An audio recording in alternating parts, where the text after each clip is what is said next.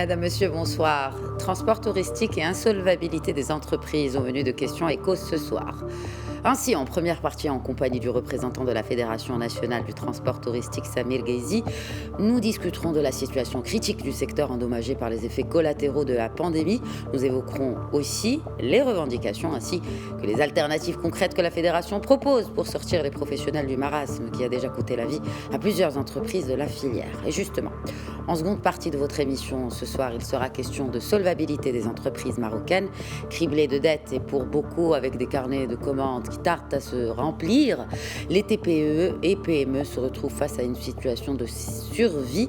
En témoignent d'ailleurs les chiffres du premier trimestre. Analyse de ces chiffres de défaillance d'entreprise et des traitements de choc avec Amine Diori, directeur des études chez Inforisque DNB. Bienvenue à toutes et à tous.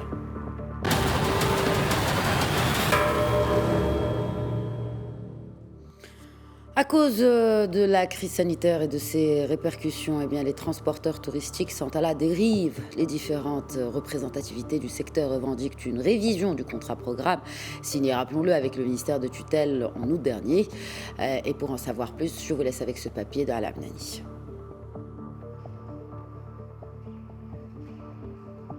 Les professionnels du transport touristique ne cessent de déplorer la situation du secteur. Les chiffres de la Fédération nationale du transport touristique au Maroc confirment cette atmosphère morose. 10% des entrepreneurs du secteur seraient en faillite. 160 nouvelles structures n'ont jamais pu démarrer leur activité en 2020 et sont extrêmement endettées. Et 79% des structures financées par les sociétés du financement n'ont pu tenir leurs engagements et sont en conséquence harcelées par les institutions d'appui financier. Dans une récente réunion, les professionnels du transport touristique ont appelé le ministère du Transport à un report de remboursement des crédits avec un taux unique et solidaire. La fédération a demandé aussi le maintien de l'indemnité forfaitaire mensuelle Covid jusqu'à la fin de la pandémie. Concernant les impôts, les transporteurs touristiques souhaitent la suspension de tout prélèvement au paiement des arriérés d'impôts ou charges fiscales durant la période de l'état d'urgence sanitaire. De son côté, la tutelle s'est dite disposée à élaborer une révision du contrat programme. Ce dernier se penchait déjà en août 2020 sur une redéfinition des caractéristiques et des conditions de l'équipement des véhicules destinés au transport touristique ou l'âge des véhicules pour la première exploitation. D'après la Fédération nationale du transport touristique, le nombre des entreprises du transport touristique ne dépasse pas 1650 et le parc de véhicules national avoisine les 12 000 unités. Et j'accueille à présent depuis Marrakech par Skype Samir Gheizi, vice-secrétaire général de la Fédération nationale du transport touristique. Bonsoir Samir Gheizi, bienvenue parmi nous.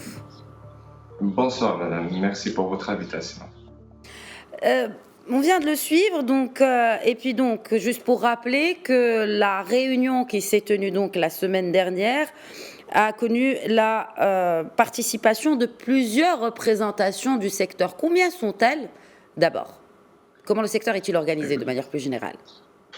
Écoutez, le secteur il est organisé par plusieurs organisations, si on peut dire. Il y a des syndicats, il y a des représentants de patrons, donc de sociétés de transport touristique, du patronat.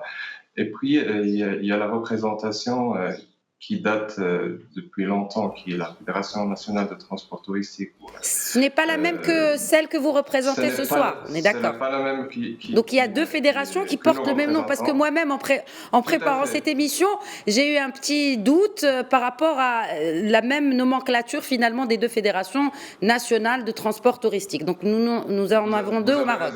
Vous avez raison, tout à fait. Donc nous, on est une représentation qui est représentée par plus de 16 associations de transporteurs touristiques à travers le Maroc. On est une jeune représentation par rapport à la Fédération nationale.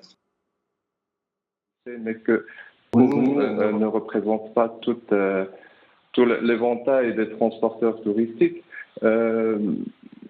Nous œuvrons tous les 4 ou tous les 5 représentations dans le même sens parce que nous avons les mêmes revendications pour l'instant. On nage dans le même problème, mais vu le large spectre de l'activité du transport touristique, parce que vous savez que nous avons plusieurs catégories, de véhicules de transport touristique. Vous avez les autocars, la série 1, puis les transporteurs qui ont une cible de clientèle plutôt vers le transport de luxe avec le TGR. Donc, il y a plusieurs catégories de transporteurs vu la diversité de représentation du domaine, sauf que notre fédération, elle représente tout le spectre de transporteurs touristiques. En fait, nous sommes, comme le nom le dit bien, nous sommes des transporteurs touristiques, donc on dépend de deux ministères, qui est le ministère du Transport, mais aussi le ministère du Tourisme. Donc ce sont les deux signataires du cahier de charges. Est-ce que vous pensez que, en termes de projection et compte tenu, bien sûr, de la situation très délicate que le secteur est en train de vivre depuis quelques mois maintenant, voire un an, est-ce que vous ne pensez pas qu'il faudrait, à présent, peut-être revoir le business model des entreprises de transport touristique à même de répondre, aux exigences du temps que nous sommes en train de vivre, notamment par rapport à cette dépendance au ministère du Tourisme, en l'occurrence? C'est une question qui est très pertinente. Comme nous sommes un secteur qui dépend beaucoup de tourisme, plus que d'autres choses, parce que notre première clientèle, c'est les étrangers. Malheureusement, le tourisme local doit être revu pour qu'on puisse intégrer cette chaîne de tourisme local, parce que pour l'instant, avec les conditions actuelles, il n'y a peut-être que 2% des transporteurs qui peuvent intégrer ce tourisme local. Mais pour l'instant, on ne peut pas parler de renouveau avant de parler du sauvetage du secteur. Parce que maintenant, le secteur, il est dans un marasme, comme vous l'avez dit dans l'introduction, qui est alourdi par ce problème de report de crédit qui est toujours lié aux intérêts, ce sont les intérêts intercalaires que nous avons maintenant, que les sociétés de financement nous demandent d'honorer malgré la situation actuelle. Donc, juste pour revenir à ce problème-là, dans le contrat programme, la clause numéro 7, il y a bien mentionné un moratoire envers les transporteurs touristiques. Donc, la définition même du moratoire, c'est le gel des remboursements. Et quand on dit gel des remboursements, on ne parle pas d'intérêt, que ce soit intercalaire ou intérêt de dossier initialement contracté par la société emprunteuse. Donc, mais nous, on se confronte malheureusement dans la réalité avec les sociétés de financement qui nous demandent de signer, de remplir des papiers à chaque fois, à la fin de chaque trimestre, et qui nous obligent à accepter les conditions que eux nous imposent. Et ces conditions-là, elles sont toujours calculées sur base de l'intérêt initial pris donc par chaque dossier, par chaque société emprunteuse. Le problème, c'est que pour l'instant, comme vous savez, on est tous à l'arrêt. Il y a zéro activité, si ce n'est peut-être 0, ou alors 99% d'arrêt total. Comment peut-on demander à une société qui n'a pas de revenus de payer des charges encore supplémentaires alors qu'elle a des charges adjacentes qui sont liées à la vie de tous les jours. Mais c'est ce que vous demandez aussi, c'est ce que vous avez demandé à travers justement cette réunion qui a été tenue la semaine dernière. Donc, quelles sont les alternatives, les autres alternatives que vous proposez? Et je reviens aussi à ce cadre juridique. Est-ce qu'il n'est pas vital, voire salvateur pour le secteur, c'est-à-dire à revoir ce cadre juridique pour y inclure peut-être ou changer peut-être le cahier des charges afin de le rendre plus flexible. Et vous avez parlé de tourisme interne, mais pas que, de tourisme de voyageurs, parlons. Tout à fait. Ou même peut-être. Comment? D'une façon plus large, le tourisme de voyageurs, vous avez tout à fait raison. Est-ce que ça a été proposé à la tutelle? En fait, nous, ce que nous avons proposé, c'est plutôt de créer un fonds de redressement, on va dire, spécifique pour le transport touristique, juste pour répondre à cette problématique de report avec intérêt qui nous alourdit. Et donc, nous avons proposé qu'il y ait un fonds qui est garantie par la CCG, à l'instar des fonds qui sont garantis pour les crédits relance et crédits d'aman oxygène. Donc, dans ce sens-là, s'il y a une garantie étatique, parce que nous sommes deux parties, que ce soit les sociétés de financement ou les sociétés emprunteurs, qui sont les transporteurs touristiques, ce que nous demandons, c'est la révision du contrat-programme, d'avoir un contrat-programme qui est spécifique aux transporteurs touristiques. Vous savez que les sociétés de transport touristique sont liées d'une façon inconditionnel avec les sociétés de financement parce que vu l'ampleur de l'investissement, on a 75 ou 79% des sociétés qui ont recours aux sociétés de financement pour financer justement leur parc automobile. Pardon, juste je vous interromps. Samir Ghazi, de quelle sorte de crédit parle-t-on ici? De leasing, de crédit conso? On parle de deux sortes de crédits, justement. On parle du crédit leasing et de crédit de consommation. En fait, les crédits consommation ou les crédits, ce sont des crédits qui sont octroyés aux sociétés qui sont plutôt des PME ou des très petites entreprises qui n'ont pas accès au crédit de leasing. Donc, le contrat-programme, le tout dernier contrat-programme, parle justement de report de crédits liés au leasing, mais ne spécifie pas le report concernant le crédit consommation contracté par ces sociétés pour l'achat de leurs véhicules. Donc c'est ça c'est un des autres problèmes. Donc cette problématique c'est pour ça qu'on demande un nouveau cahier de charges pour justement intégrer les deux parties, parce que ce sont deux emprunts, deux sources d'emprunt que nous utilisons. Et puis, dans cette partie-là, nous demandons qu'il y ait un moratoire. Donc, comme on avait dit, le moratoire, c'est le gel sans intérêt, ni frais, ni aucune charge, vu la situation actuelle. L'autre partie que nous demandons maintenant pour la révision du cahier de charges, nous demandons qu'il n'y a plus cette espèce de confinement du transport touristique juste autour du transport touristique avec les conditions actuelles, parce que pour qu'on puisse véhiculer des clients, nous avons toutes les procédures à suivre avant de prendre des clients dans nos véhicules, que ce soit des vouchers, alors des demandes officielles données par les agences de voyage, ou alors nous avons aussi un manifeste que nous pouvons remplir au préalable.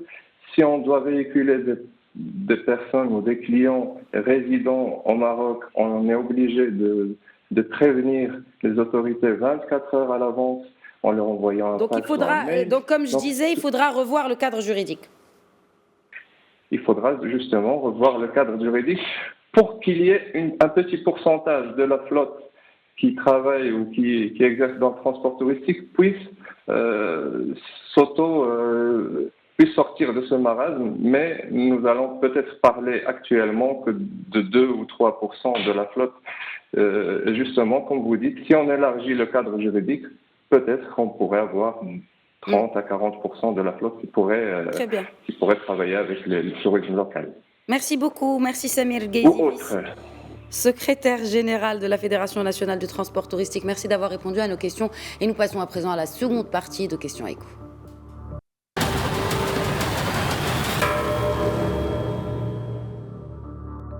En accumulant des pertes et en empruntant pour survivre, les entreprises risquent de devenir insolvables car leurs dettes dépassent largement leur capacité de remboursement. C'est le dernier warning ou dernière alerte du Fonds monétaire international qui appelle l'économie mondiale à revoir ses priorités. Les détails dans ce récit de Alam Nani. Pour éviter un risque immédiat de faillite, plusieurs PME ont pu profiter de liquidités octroyées par les établissements de crédit. À court terme, c'est soulageant, mais à long terme, c'est dangereux, alerte le FMI dans une récente étude. Ces derniers affirment que du fait de la pandémie, la part des petites et moyennes entreprises insolvables devrait passer de 10 à 16% en 2021 dans les pays objets de l'étude. Et pour cause, l'insolvabilité des PME entraînerait des pertes considérables, épuisant ainsi leurs fonds propres. Dans les pays les plus durement touchés, les ratios de fonds propres de base pourraient baisser de plus de 2 points de pourcentage, d'après le FMI. Pour sortir de cette impasse, le FMI soutient que les pouvoirs publics pourraient envisager de subordonner leur aide à l'injection de capitaux par des investisseurs privés, ce qui permettrait au marché de jouer un rôle majeur dans l'identification des entreprises viables. Dans cette même logique, le Wali de Banque Al-Maghreb s'était également dit en faveur d'un soutien étatique bien ciblé qui privilégie les entreprises viables, notamment pour le produit de garantie d'Aman Relance. Cela dit, les créances en souffrance, rappelons-le, ont culminé à 80 milliards de dirhams, avec un surplus de 10 milliards de dirhams entre décembre 2019 et décembre 2020, une situation qui rappelle la nécessité d'accélérer la création d'un marché secondaire des créances en souffrance, un projet déjà à l'étude chez la Banque centrale. Et j'ai à présent le plaisir d'accueillir depuis Qenitra Amendiouri, directeur des études et de la communication chez Inforisque DNB. Bonsoir Amendiouri, merci d'être avec nous. Bonsoir Khadija, merci de m'avoir invité.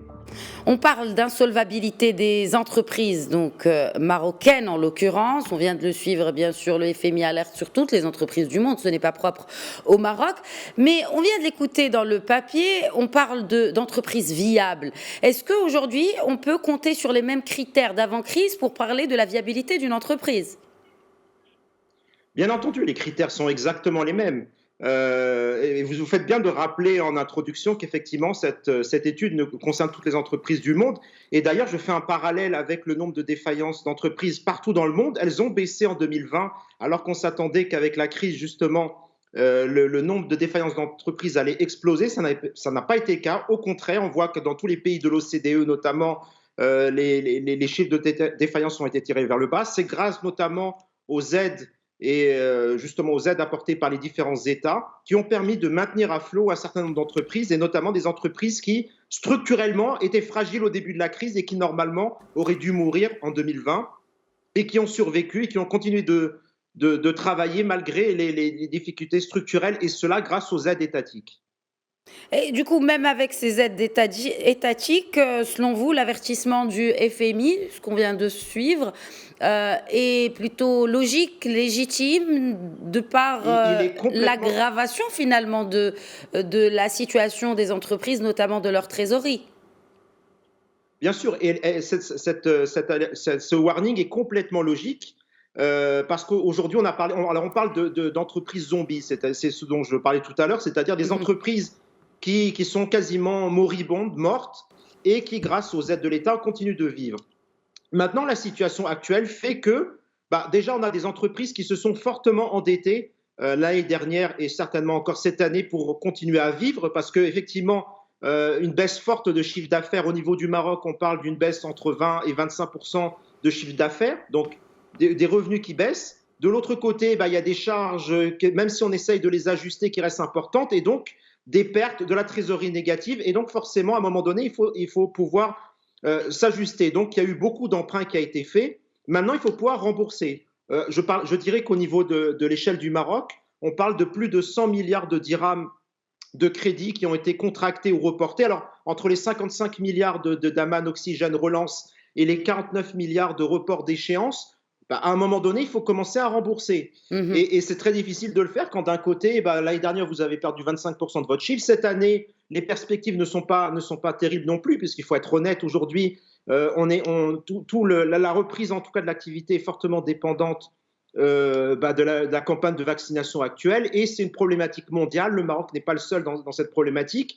Et donc, c'est le premier pays qui réussira à vacciner le plus grand nombre de ses habitants. Et donc, forcément, à un moment donné, on espère avoir une reprise. Mais pour l'instant, la visibilité est très faible. Et donc, les perspectives sur les économies et sur les entreprises en particulier sont plutôt sont encore fragiles, ces perspectives. Et donc, voilà, ça pose une double problématique, c'est-à-dire qu'à un moment donné, moins de chiffre d'affaires, c'est des résultats nets négatifs, c'est des fonds propres négatifs, c'est des fonds propres qui diminuent. Donc, à un moment donné, il va falloir penser à recapitaliser, sachant que nous, au Maroc, on avait déjà avant cette crise un problème de fonds propres, c'est-à-dire qu'on disait que nos TPME, à juste titre, étaient sous-capitalisés en termes de fonds propres. Et donc, avec la crise, ça n'a fait qu'aggraver la situation.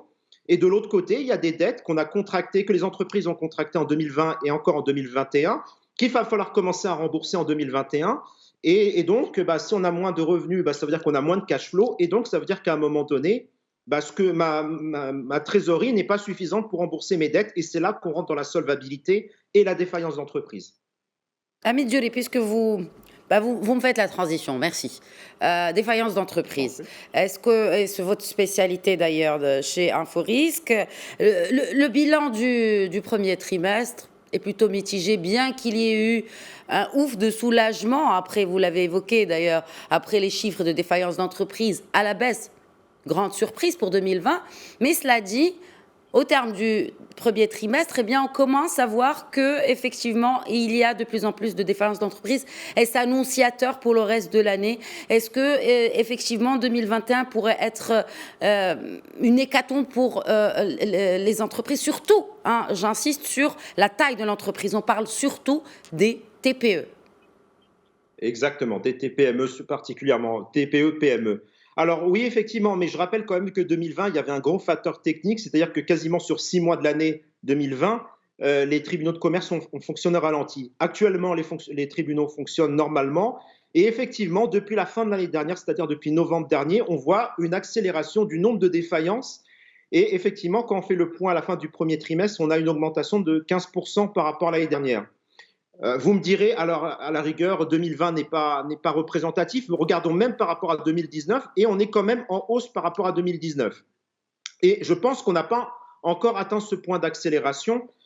Actuellement, on parle d'une augmentation de 15%, ce qui est relativement faible encore, mais je tiens à rappeler une chose très importante, c'est qu'à la fin de ce premier semestre, on va comparer une situation normale, c'est-à-dire avec des défaillances normales de janvier à juin, par rapport à une situation où les tribunaux n'ont fonctionné que de janvier à mars l'année dernière. Et donc, il faut s'attendre à la fin de ce premier semestre à une très forte augmentation, techniquement parlant, du nombre de défaillances qui devrait dépasser les 50%. Après, il faudra effectivement comparer par rapport à 2019, mais malgré tout, je pense que les chiffres déjà de ce premier semestre risquent d'être extrêmement difficiles. Vous avez parlé des opérations de sauvetage de l'État. Quelles sont les structures aujourd'hui qu'il faudra sauver en premier, selon vous, Hamid Djoli? Alors, il est vrai qu'on ne pourra pas sauver tout le monde. Déjà, par rapport à ces entreprises zombies qui aujourd'hui sont assistées médicalement, j'ai envie de dire, pour aujourd'hui continuer à travailler, ces entreprises-là, à un moment donné, on va enlever cette perfusion, elles vont mourir. Et de l'autre côté, il va se poser une question extrêmement importante. Est-ce qu'on sauve le plus grand nombre d'entreprises, c'est-à-dire les TPE? Parce qu'aujourd'hui, il faut rappeler que les TPME, c'est 99% des entreprises. Rien que les TPE, c'est-à-dire les structures de moins de 10 millions de dirhams de chiffre d'affaires, c'est 90% des entreprises. Est-ce qu'il faut sauver le plus grand nombre de ces entreprises, mais qui ne sont pas créatrices de beaucoup d'emplois? Ou alors, il va falloir sauver les PME, notamment, et les grosses entreprises qui, elles, représentent l'essentiel des emplois au Maroc, et on sait que certaines sont aujourd'hui fortement touchées par la crise et qu'elles risquent probablement, possiblement en tout cas, d'avoir des difficultés croissantes dans les mois à venir. Est-ce qu'on privilégie l'emploi? Est-ce qu'on privilégie le volume d'entreprises aujourd'hui aujourd'hui, on le sait, c'est les TPE les plus fragiles, c'est elles qui, avant la crise, étaient les plus touchées par les défaillances d'entreprises, et c'est certainement elles aujourd'hui qui sont le plus touchées par cette crise, notamment dans des secteurs particuliers que sont l'hôtellerie, la restauration, tout ce qui est lié au secteur touristique, qui aujourd'hui sont quasiment moribondes. Et puis voilà, la situation vaccinale n'améliore pas les choses. Et donc, est-ce qu'on sauve le volume d'entreprises ou est-ce qu'on sauve l'emploi? Et donc, en fonction de cette réponse, on va mettre le curseur d'un côté ou d'un autre, soit vers les PME, les grandes PME et les grandes entreprises, soit vers les TPE en essayant de sauver le plus grand nombre possible et essayer de limiter la casse en termes de volume de défaillance d'entreprise. Oui, mais en les aidant, elles s'endettent finalement. Ce ne sont pas des aides directes. On va le rappeler, que ce soit d'Aman Relance ou d'Aman Oxygène, ce sont des prêts. Alors, l'endettement, c'est bien pour sortir de la crise, pour survivre, mais après, Amin Djori, quelle est la situation? Vous l'avez dit, bon, peut-être qu'on va se focaliser sur les autres solutions, notamment un repositionnement de ces entreprises, un accompagnement pour peut-être réorganiser ce tissu entrepreneurial, notamment chez les toutes petites entreprises. Mais en tout cas, l'endettement n'est pas une solution à long terme. Elle devra bien s'arrêter un jour. Bien entendu. Et puis, je rappelle quand même qu'une dette, ça se rembourse. Oui. C'est pas quelque chose de gratuit. Ça a un coût aussi, ça a une charge pour l'entreprise. Donc, effectivement, il faut rembourser une dette. Ça, je suis complètement d'accord. Et d'ailleurs, la solution aujourd'hui qui est préconisée par tous les grands organismes internationaux, et je pense que c'est encore plus vrai pour le Maroc, c'est la question des fonds propres, et notamment le fait d'apporter des fonds en capital social, notamment pour restructurer les entreprises. Aujourd'hui, les entreprises, nos entreprises, notamment les TPME, ont besoin de fonds propres, ont besoin d'apports d'argent frais. Et je pense que c'est aujourd'hui la principale chose qui doit être faite. Alors évidemment, je parlerai du fonds Mohamed VI qui est en train de se mettre en place avec des dizaines de milliards qui aujourd'hui ont été réunis et qui permettront d'aider justement en fonds propres certaines entreprises, parce qu'il faut être honnête, le capital investissement ne concerne pas les TPE, mais va concerner surtout les PME et les grandes entreprises, et c'est aussi celles qui sont le plus pourvoyeuses d'emplois. Pour les TPE, il est évident que la question des fonds propres va passer par, à un moment donné, les associés, les actionnaires qui remettent de l'argent au pot, parce que c'est la seule façon de pouvoir passer cette crise avec de la trésorerie. Mais voilà, il n'y aura pas 36 000 solutions. Effectivement, les aides de l'État vont commencer à se tarir progressivement. On sait très bien que malgré le fait que Daman Relance a été prorogé jusqu'à fin juin, malgré le fait que certains secteurs bénéficient encore d'aides, notamment CNSS, mais pour la grande majorité des entreprises marocaines qui souffrent aujourd'hui avec une situation en termes d'activité qui n'est pas revenue à la normale, ces entreprises-là, elles ont besoin de trésorerie pour continuer à payer les salariés, pour continuer à payer les charges. Les banques n'apporteront effectivement pas toute la trésorerie nécessaire, et donc il va falloir à un moment donné que les associés apportent aussi de leur côté la trésorerie nécessaire pour continuer à survivre. Merci. Merci beaucoup, Amin Djori, directeur des études et de la communication chez Inforisque DNB. Merci d'avoir répondu à nos questions ce soir. Ce fut avec un grand plaisir. Merci. Voilà, c'est la fin de Questions Écho. Très bonne soirée à toutes et à tous.